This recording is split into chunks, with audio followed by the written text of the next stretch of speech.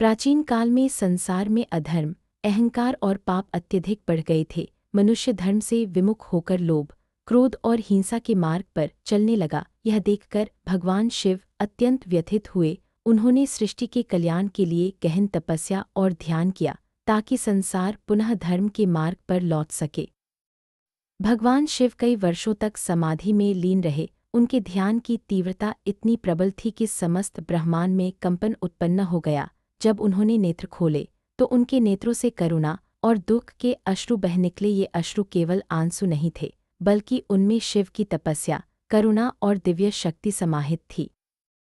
जब शिव के ये अश्रु धरती पर गिरे तो वे बीज बन गए। समय के साथ उन्हीं बीजों से एक दिव्य वृक्ष उत्पन्न हुआ, जिसके फलों को हलंच रुद्राक्ष हुआ कहा गया। रुद्र का अर्थ है शिव और अक्ष का अर्थ है आंसू, अर्थात शिव के आंसू से उत्पन्न बीज ही रुद्राक्ष कहलाए।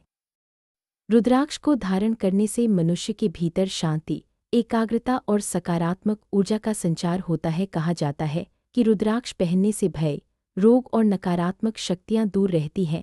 महादेव ने स्वयं रुद्राक्ष धारण कर यह संदेश दिया कि यह केवल आभूषण नहीं, बल्कि साधना और आत्मिक उन्नति का साधन है।